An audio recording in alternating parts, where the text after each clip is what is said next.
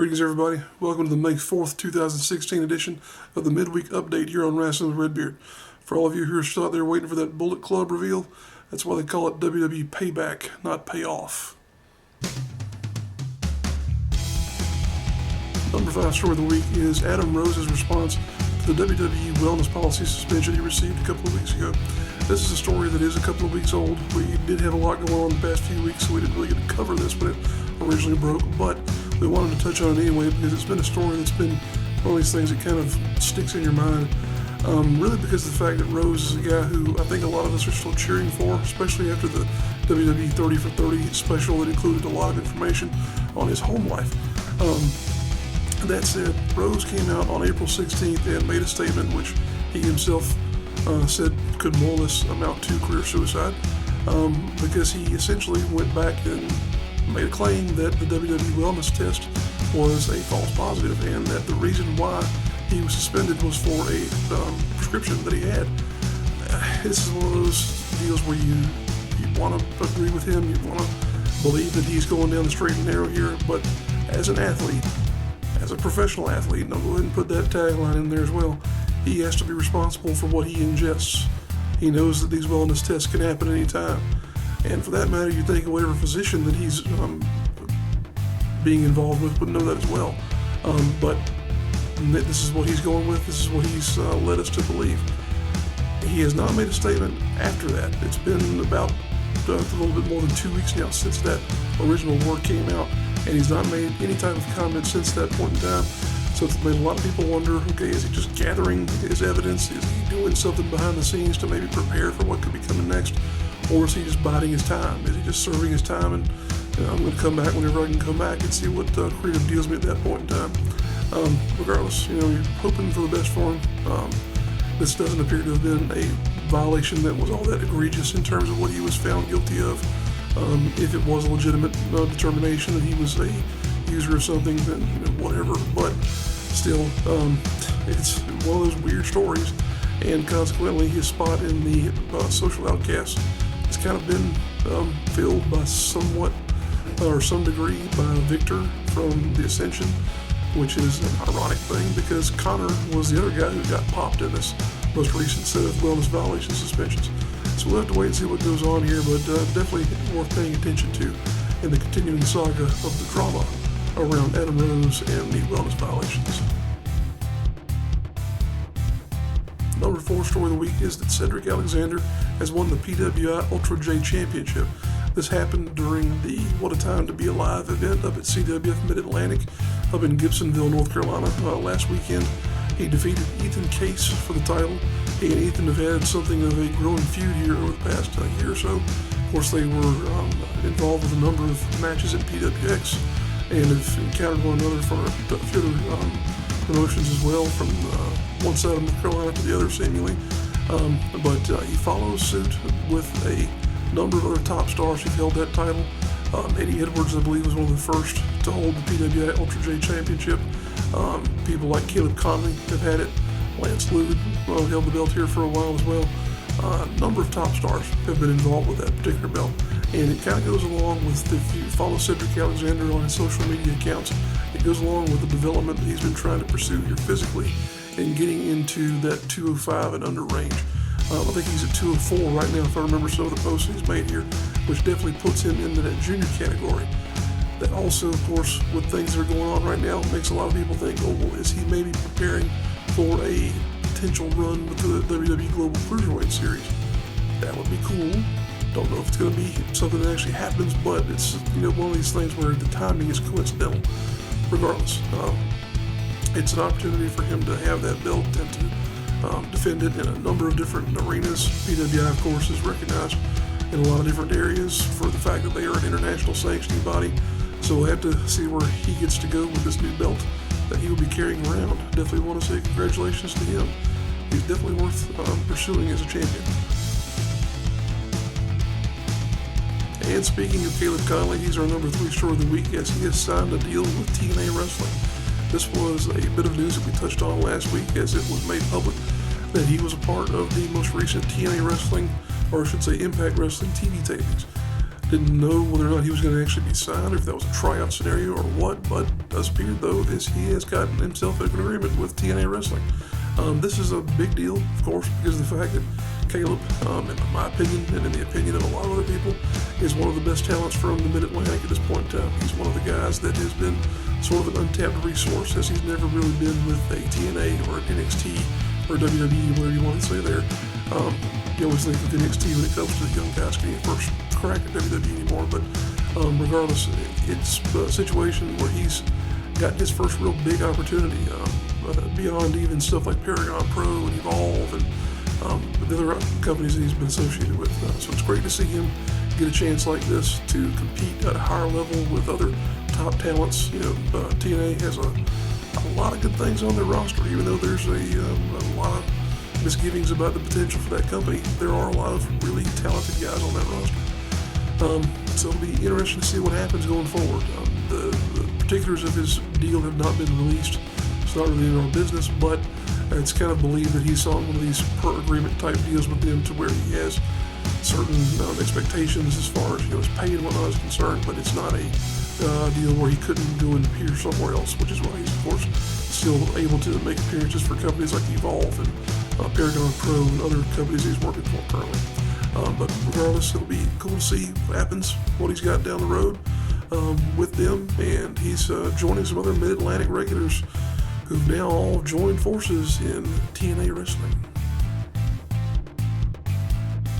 And just when you thought it was dead, Hulk Hogan versus Gawker comes back for round 2. Number 2 story of the week is Hulk Hogan versus Gawker Media round 2, oddly enough. This is the story that will not go away, folks.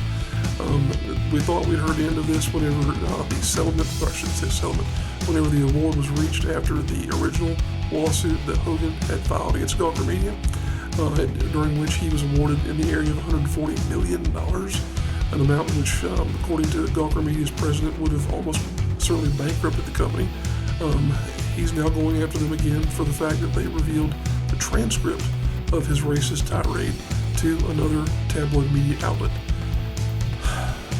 I don't know where they're really going with this at this point in time, other than just to try and really ruin Gawker Media, which, that seems to be the point of it, because according to Hogan's claims, the fact that this was released has now effectively ended his career and ended his ability to appear publicly and be, perceived as whatever he was previous to this.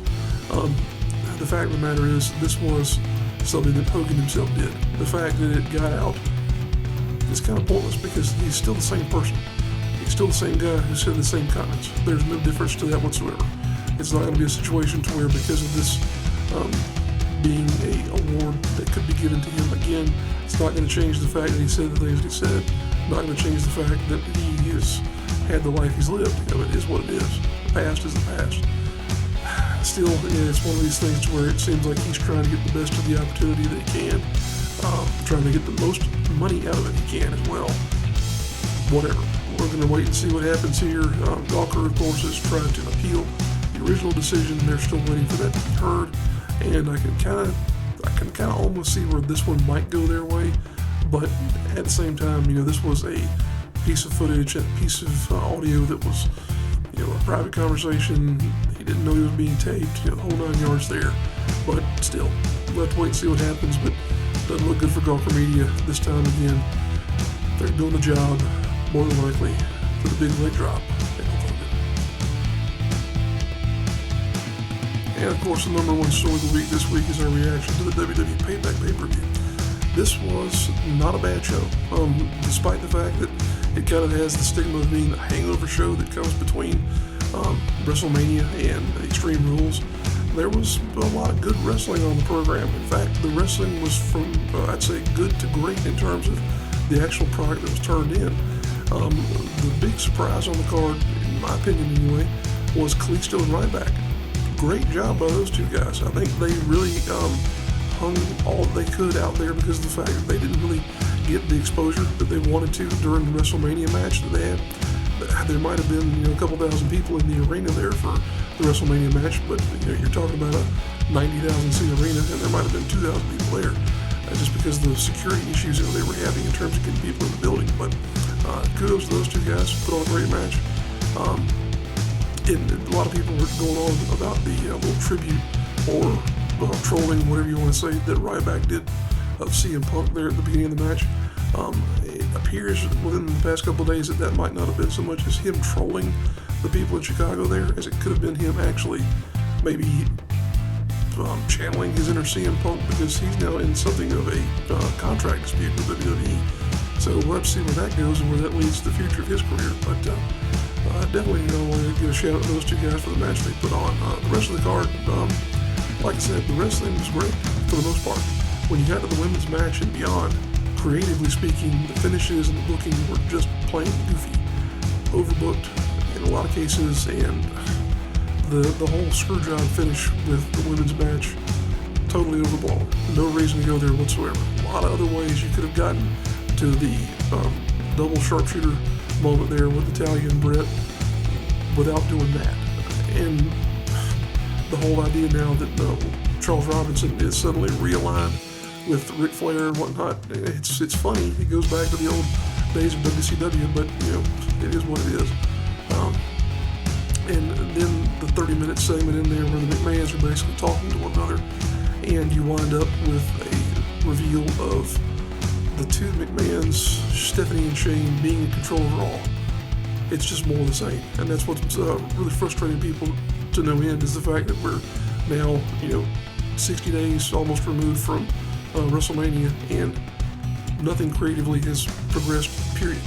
Doesn't matter if we're talking about the situation with the creative control of Raw, with the debut of the Bullet Club guys, with the Intercontinental title, with anything. It's all pretty much still where we were. Nothing has progressed whatsoever. With the exception of maybe the League of Nations dissolving, nothing's changed. It's kind of frustrating from a creative standpoint, but at the same time, it's not surprising, I guess, because this is a long-range booking scenario where you've got to make Roman Reigns look as good as you can, and you've got to have all these other pieces surrounding him as well. So we'll just have to wait and see what happens. Extreme Rules, less than 2 weeks, 3 or 4 weeks away. So there's an opportunity for some change to happen there, but we'll have to wait and see what happens.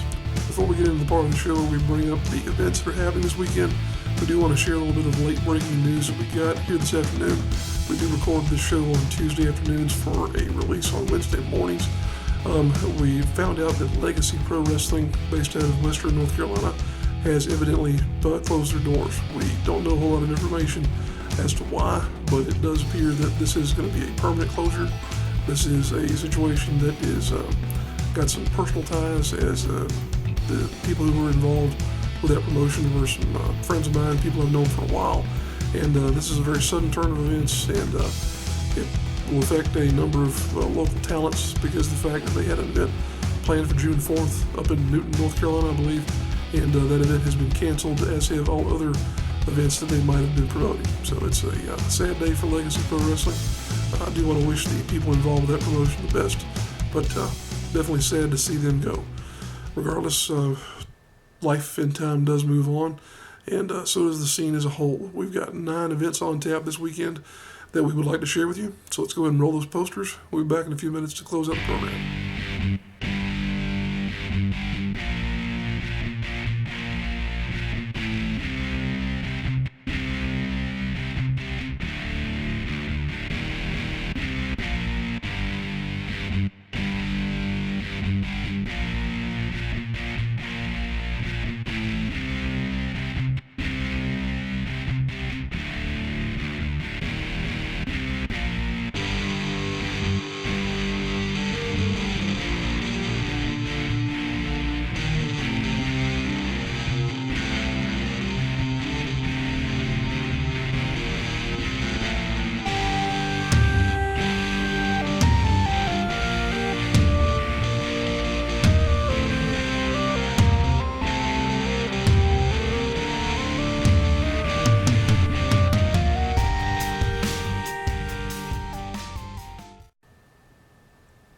There you have it, our rundown of the events that are coming your way this weekend.